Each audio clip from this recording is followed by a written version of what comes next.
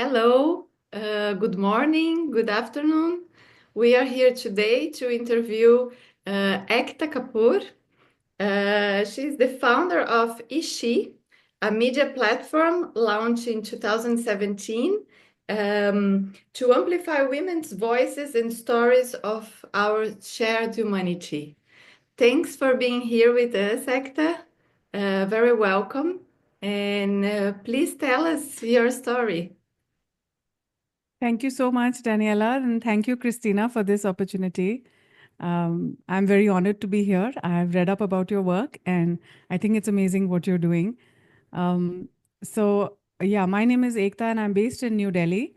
And I started my professional life as a fashion journalist, and I worked in the fashion media for about 15 years before I decided that we were not doing a service to women, we were doing a disservice to women by constantly projecting certain body types or certain ways for women to be or to project themselves or the ways of expression. And I think the wake up call for me was when my adolescent daughters said, Mama, we have no place in your magazine, right? And I felt terrible because I was like, we're raising a generation of girls to feel terrible about themselves and to feel that they're never going to be enough because they don't look like that. So that started me on a quest to launch my own media product, which I started about 8 years ago now, almost 8 years ago. And the idea was to present women as they really are, without any Photoshop and with no filters, and to also give a platform to ordinary women at the way we would have done it for celebrities. So you don't have to be a celebrity to be in Ishi. You just have to be a woman or somebody who identifies as woman. It is a kind of an activism, I would say, because I am defying the idea of what a media platform is supposed to be. Ishi started as a monthly magazine, and it was also digitally available absolutely for free because I was more keen for people to read it rather than to make money off it. And that's my privilege speaking. So I'm very grateful that I always had the resources. I didn't have to worry about the commercial aspect. So it was a passion project, and it has continued to be one. And I think that's sometimes the only way that things can really survive is if it's running on passion. The idea was to have a platform where women can express themselves, not just, it could be a a personal essay about her experiences, say in her relationship, or even with a certain health issue, maybe anorexia. So it could be her personal story, but we also feature lots and lots of articles and profiles and interviews of women who are doing amazing things, women who are following their calling, women who are following their purpose in life. There's never enough of these women because there are so many of them. So we've never had a day when we felt, they're not enough stories. There's so many stories and they come to you. I was just joking with my husband that I no longer run Ishi. Ishi runs me because so many people come to you that I want to share my story, or I have this person I would like to interview, or I've gone for this event and there was this very interesting conversation about masculinity and I would like to write about it, or I'm doing this study in my college and it gave me a very nice idea. So these people are just coming from a lot of different places. And with my background as an editor, as a magazine editor, I'm able to help them put them in a more journalistic format. We do the fact checking. We do, so people know that if something is published in Ishi, they know that it's good. It's everything is fact checked. Everything is following journalistic principles. We don't make generalizations and things like that. We follow certain rules. And also because I come from a fashion media background, what that has gifted me is a certain love for the aesthetic. So I like to present a lot of pictures. I like to present women in a good light. And what I feel is we used to do that for celebrities. Why can't we do that for regular women? Yeah. So I'm not talking about photoshopping their so-called, flaws or anything like that. But just presenting it in a beautiful way, putting interesting backgrounds or having nice pictures, making sure that every story is as visual as textual, and that helps, that helps because I think all of us are, we are attracted to images, as we are learning now that the visual culture has become even more, because of the digitization of everything, visual culture has now taken on its own kind of, it's a genre in itself. It's influencing, offline culture, and it's also being influenced by what's happening in real life. So I think it helps both men and women to look at pictures of real women, who are not glamorous models or celebrities, but they're regular women. It helps everybody to feel that I can be in your magazine, Mama. For a child to be able to feel that. So, and both my children have been in the magazine as well. But I'm a very strict editor, so they have written essays, but that has gone through a lot of different layers of editing from me. I would like women to present their points of view. And obviously, a lot of these women are also activists. They are women doing dangerous work sometimes. They may not be getting enough coverage in their own countries or in their own, the kind of work that they do. So Ishi has also done summits, so we've done peace summits. So that's another thing that we have. It's called the South Asia Union. It's a nonprofit initiative that we have, in which we bring women together from South Asia, across South Asia, and they talk on topics that we all face. So we all have similar issues, especially with patriarchy and with authoritarian governments. So there's a platform that we've created where people can talk about these issues. I'm also part of a larger network. I'm the founder member of a larger network called South Asia Peace Action Network. And again, we are able to communicate with each other only online because we cannot travel to each other's countries. And that has been another way that we've been, trying to use whatever platforms we have, whatever resources we have to make the right kind of noises, to talk about peace rather than war, to talk about what brings us together rather than what keeps us apart. So these are some of the things that I've been doing with Ishi in the last 7, 8 years. And here we are. Mhm. Thank you very much. Very interesting job you do. And could you please tell us about the main challenges that you have faced during this journey? So I think initially, because I began Ishi as a print magazine, it was coming out every month. It obviously needed funds and funding, and I started off with a commercial model, which was the normal model being used by magazines at that time, which is to get funding from advertising.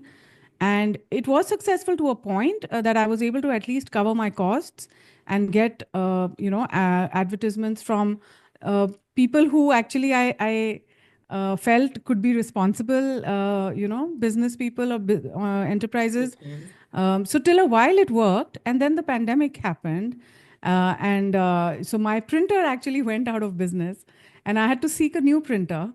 And I, at that point, I did some introspection, and I looked at my own children's use of the internet, their own use of social media, and I realized that they're not going to be spending 100 or 150 rupees to buy a print magazine. And I realized time is changing, and maybe being an old world journalist, I'm still holding on to the feeling of the paper and having something in my hand. The But I think it smell. was, yes, exactly.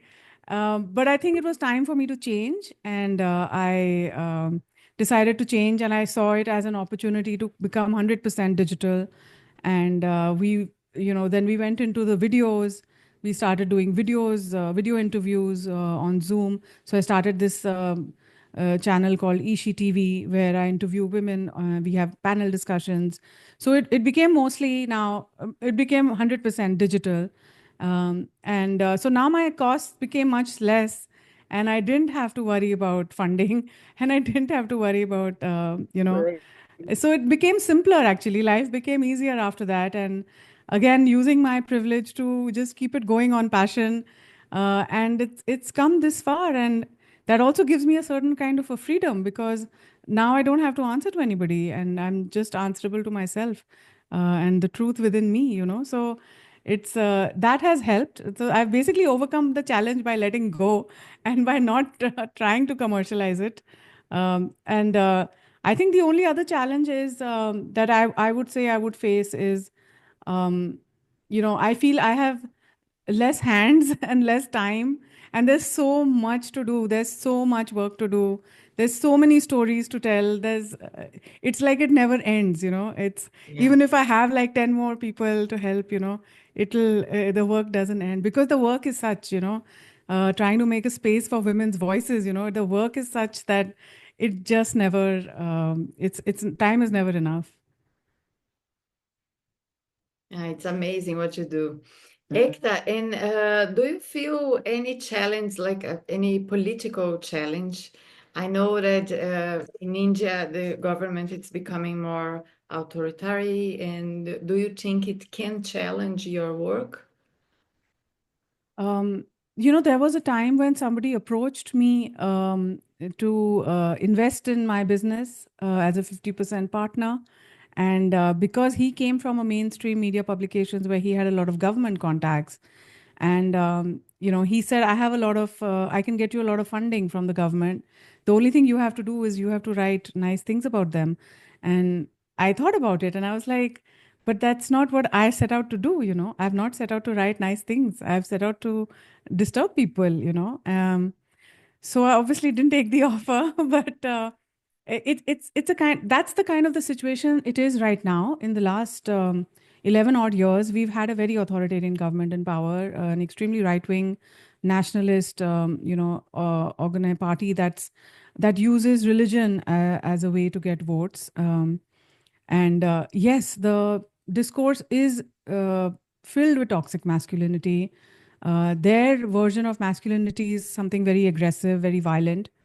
And that's a very terrifying trend, because India already has a problem of violence against women and minorities. India already has a lot of these, issues where even in homes, children are not safe. Even there's a lot of violence against children as well. And in this environment, when you're filling it up more with this aggressive sort of, person, on the policies, maybe everything may look right on paper.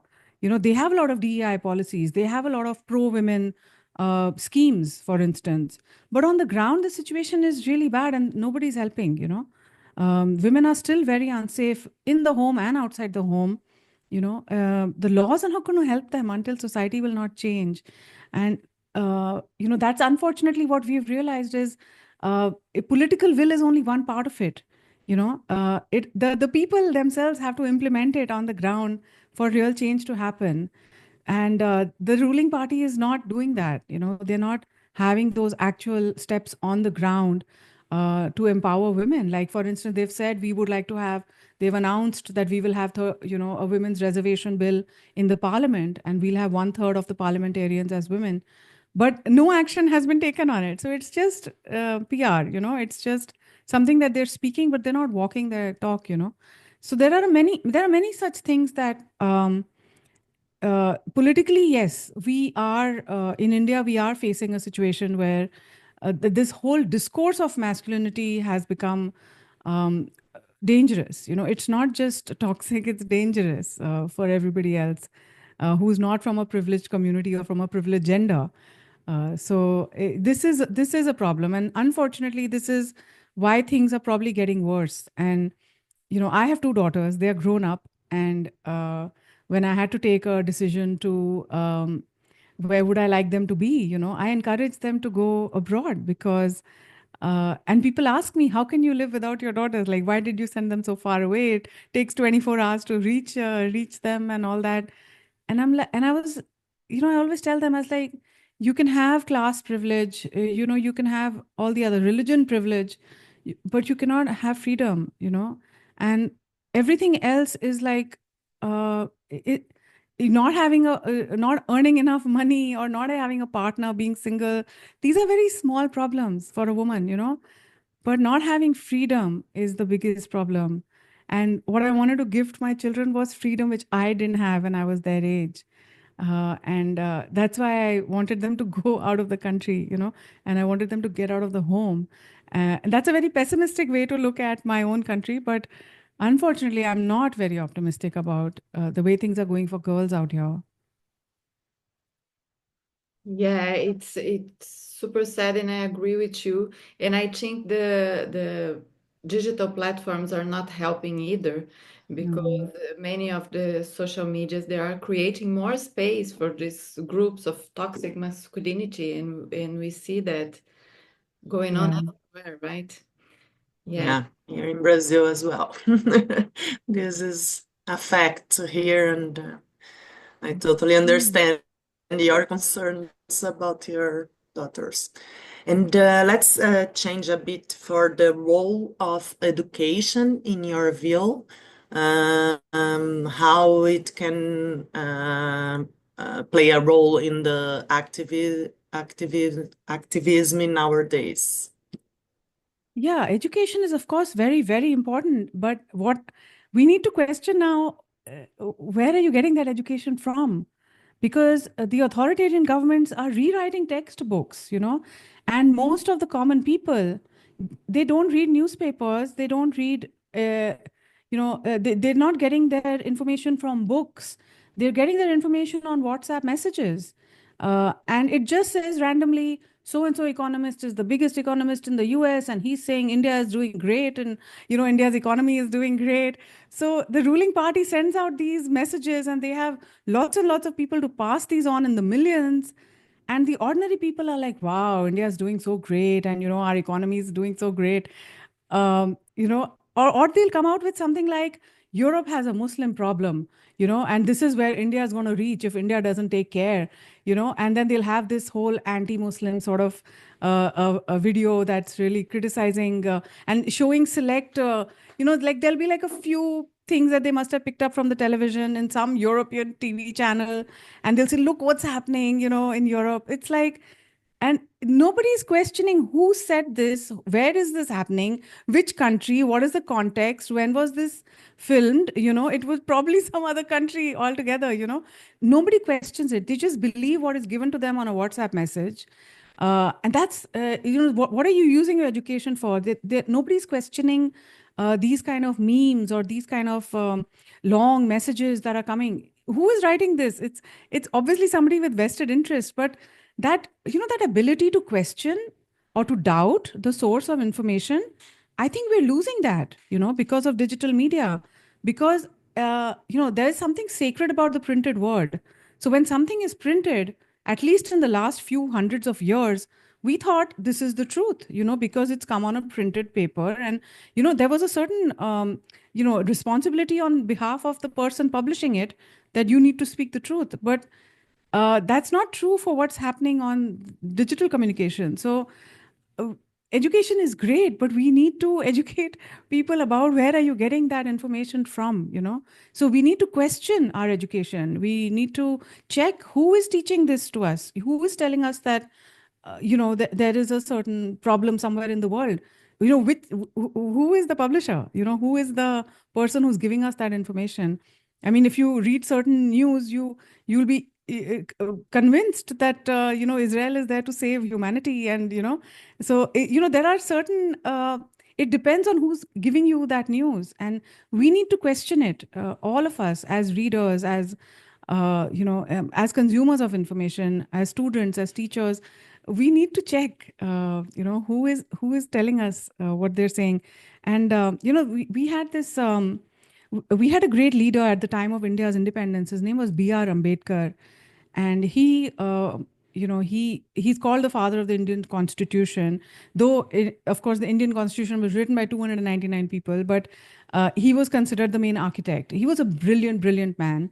And he was also a person from a Dalit heritage, from a Dalit community, which was considered and is still considered the lowest caste. And at that time they were called the untouchables. And even now, I mean, there's a lot of caste discrimination in India.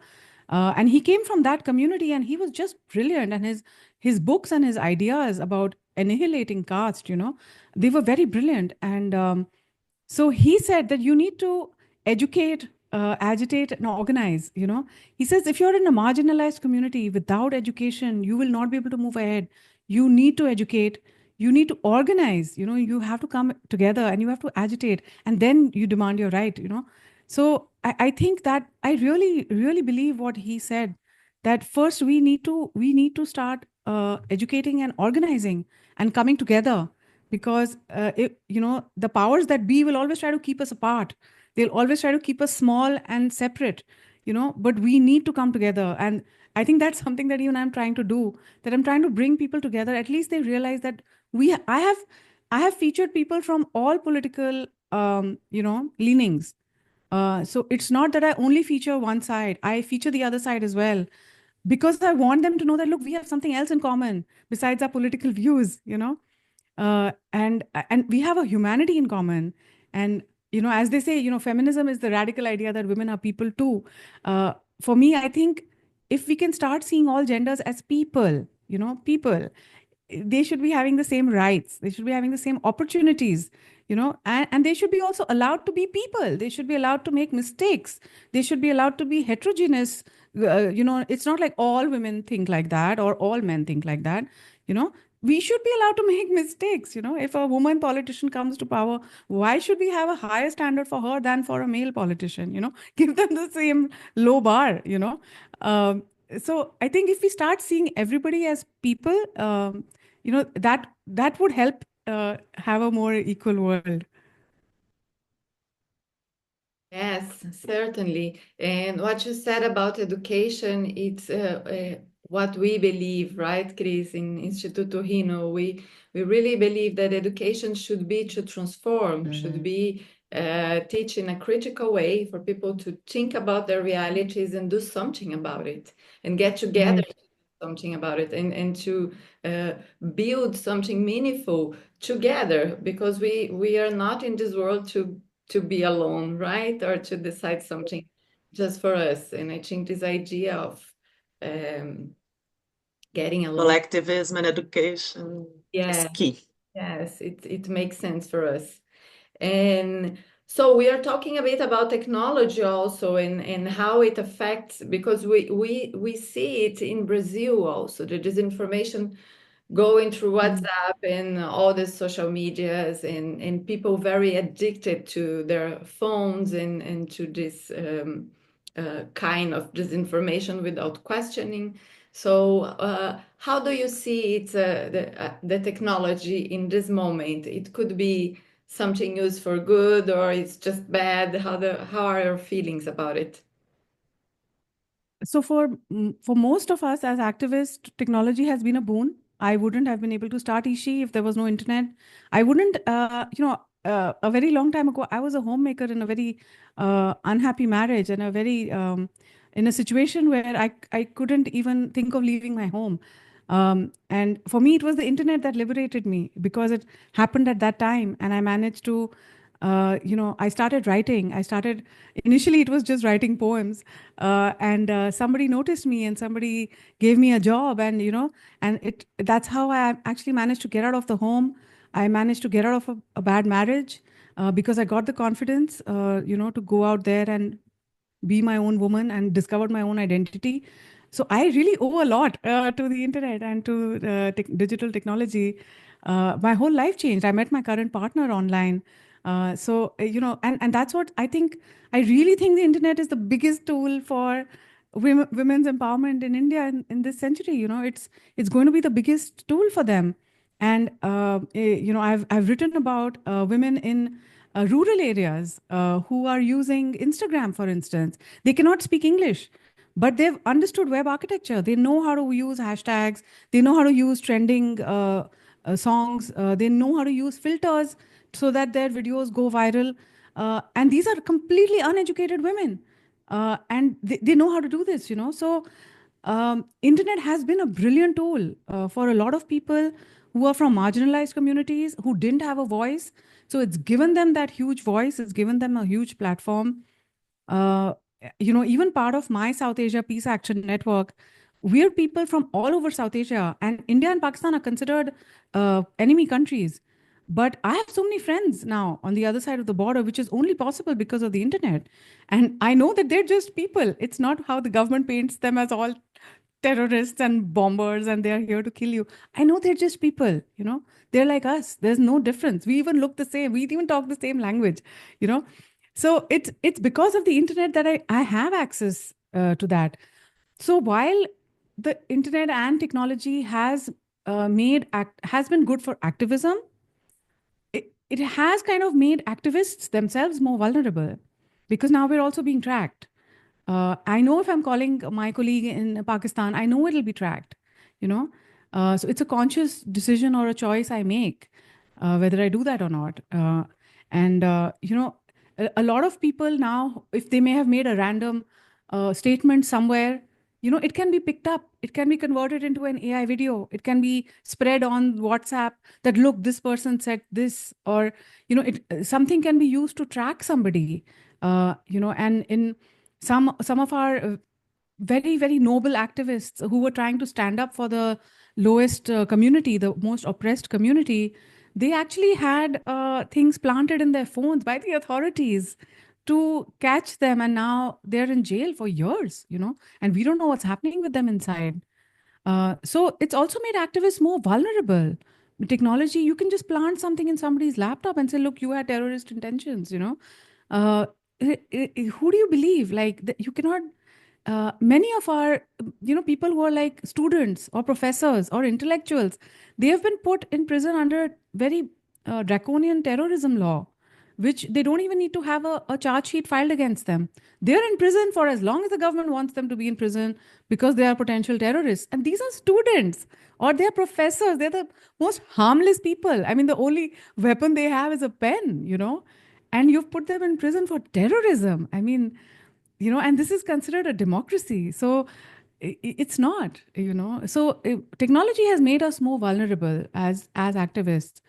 Um, and I would say, even for me, I have to be careful. But at the same time, again, because I don't have any sponsors or I don't have any funding from any particular person. I'm just a self-funded person who is blessed.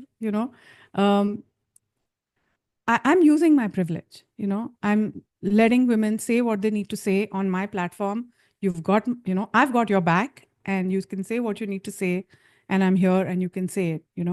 So I have featured a lot of women who are speaking up against the government and who are very outspoken about it. And they're unafraid and I'm unafraid of telling their stories. Though I know, very recently there was an incident of a comedian who made fun of some politician, and they couldn't arrest him, though they would have wanted to.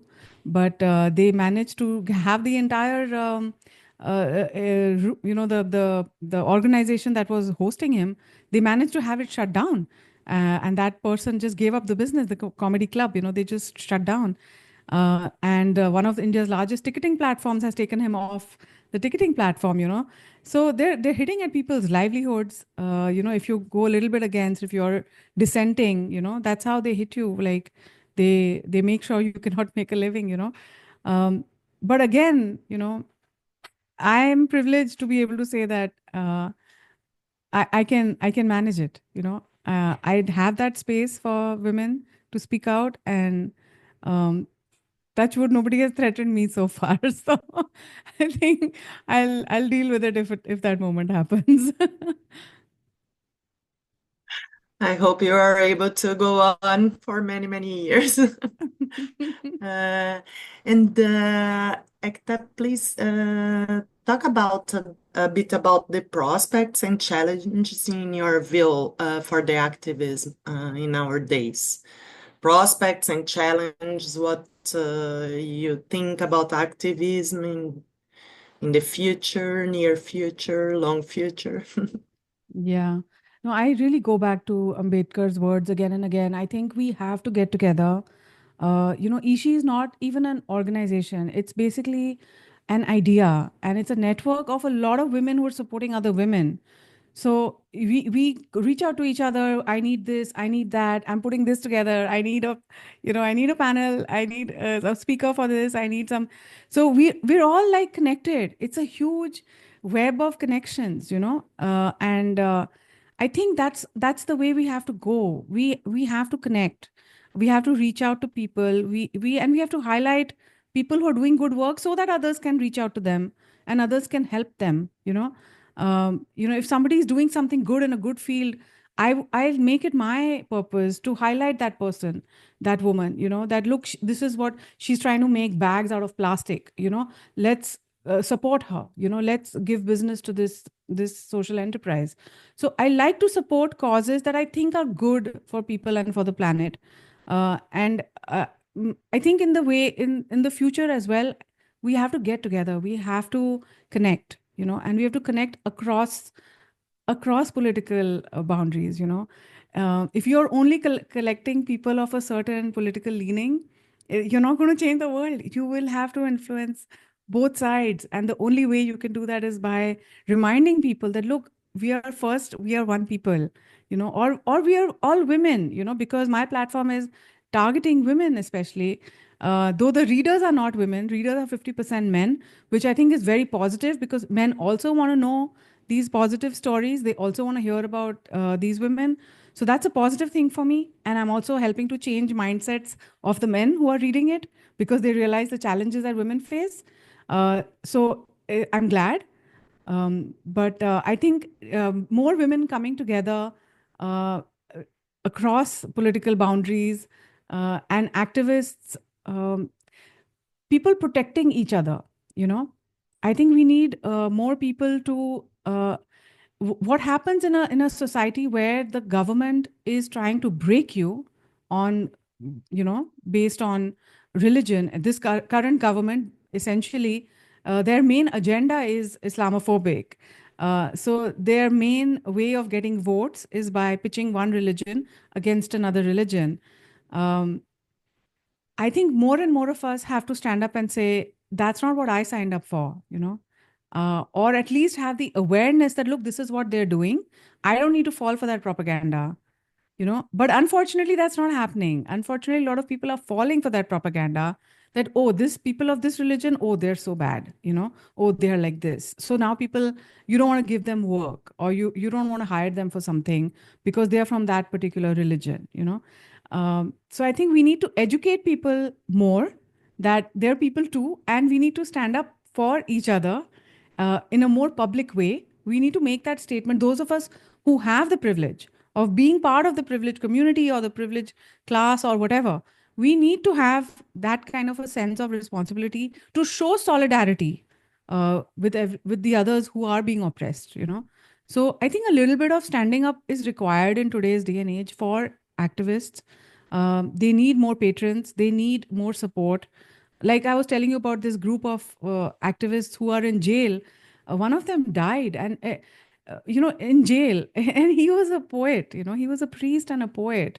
How can you consider a person like that to be a terrorist? And he was old, and I can never forget it because it broke my heart and it made me cry. That he asked them for a straw because of his disability. He could not drink water from the glass. He asked for a straw, and they denied him that, and he couldn't drink. Ultimately, he died of starvation and whatever. And it was so hurtful for me that how have we become like this? We have become so inhuman because of political ideology. How has politics become more important than humanity? Where is the humanity? And it was so shocking for me. That's why I want to keep reminding people again and again. Today it's somebody else, tomorrow it will be you, you know. So I want them to talk about, things that bring us together. I want them to talk about their struggles, because we all struggle together. I try to bring out those kind of stories so that people realize that everybody else is a person too. They may be different ideology, but they are a person too. So let's see beyond the labels, and let's see people as people, that somebody who is worthy of respect, somebody who has the dignity of life. Let's see that potential in each person. Let's see the divinity in each person, whatever their leaning is. I even say, even the worst person, even the most terrorist organization, they're still people. And if you can reach out to the humanity in them, you can make the world a different place. If you're constantly going to talk about their, how bad they are, or if you're going to talk about the oppressor as a villain, you will not be able to come to the table ever. You'll always just be fighting. So to come to the table, you need to see each other as people, and that's how peace will happen. We need to have a more restorative approach to even justice, not a retributive approach. We cannot be punishing each other all the time. We need to have a restorative approach to start from the grassroots and have changes at every level. There has to be some movement of the heart. The heart has to open, and for that we need to first understand that the other person is equally worthy of respect that I am. Uh, for me, that is my idea of activism, and trying to make the world uh, a little more humane place. It's not about kindness even. I mean, you don't have to be kind. Just be humane to the point that you respect the life in the other person. Whoever it is, even if it is somebody you do not agree with, respect the life in them, and they will respect the life, hopefully, in you when you bring them to the table and you are able to say, yeah, I don't like your views, but I'd like to sit and let's talk about it. Or how do we come to a point where both of us are okay. And it will require some opening of the heart you know and a lot of Exactly. peace activists and peace builders have done it before us. They have been able to come and have peaceful solutions, which are long term solutions. Of course, then somebody comes and then some other powers come and then they completely ruin those peaceful solutions for everybody. But that's why the work never stops. That's why the work never stops. And we've invested so much, trillions and trillions of dollars go into funding the weapons industry, and only a few millions go to the peace industry. Like, the UN gets a very tiny percentage of what the arms industry in just the US is worth. So we are spending so much technology and so much investment on R&D on how to kill people. Imagine if we had spent that many trillions and trillions on creating a new world, on creating a beautiful technology in which everybody is fed, in which everybody has food, shelter, clothing. Imagine that kind of a world. Unfortunately, the world is so focused on economic development through destructive forces. It's right now. It just it's very excruciating to even read the news on some days. But that's why I said the work never stops. Those of us who have set out to be peaceniks and peace builders, and we have a certain cause, we cannot give up. We have to keep pushing, and we have to make sure we keep our hearts open and we don't become cynical and we don't start blocking people out and saying, I'm not going to talk to you because you don't follow my ideology. No, we are the ones who have to keep being more aware, because that's our path. That's our calling. And I think there's no greater mission in life for anybody other than to follow their calling. In Sanskrit it's called Swadharma. And in one of our scriptures, the god whose name is Krishna, he says to the other person, your swadharma is to find your swadharma and then to follow it for the rest of your life.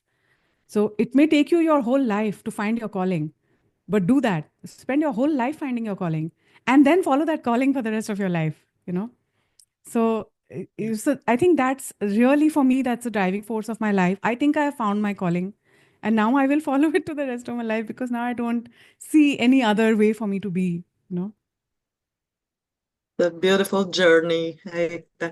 Just a comment, because I watched the Amazon Prime's doc on your love story with your partners. So beautiful and touching, and I would say that you really do what you talk about, because you open a dialogue with a person that was criticizing your work or the importance, very nice guy and open-minded, but it was so interesting to see that you kept the dialogue and tried to bring him to the cause. So it's why that works. In our view at RINO, we do believe in dialogue and try to cross the bubbles, because otherwise we will keep talking just among us, and we need to, as you said, to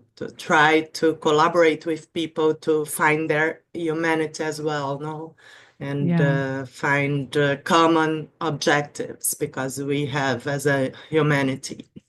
Yeah, Thank you. absolutely. Yeah. That's why I really like the work that you're doing, whatever I've seen of the work on your platform. That's really, really important, creating awareness across different kinds of issues and different kinds of people that you have on board. So it's really important to have as many people on board as possible. That's how you organize, that's how you build a big network, and that's how you support each other when the time comes. Exactly. It was so nice to hear you, and I agree. I think we are talking about respect, right? We are talking about respecting the humanity on each other, and politics should be about respect, and Mm. feminism is about respect, and all these topics that we are talking, we go to this, we go back to respect, right? Yeah. And thanks for being here with us. Thanks for sharing all these stories and to support us too. So let's make this network bigger and share what we can, right? Thank you so Thank much, you. Daniela, and thank you, Christina. Thank you, Aekta, and congratulations again for your work.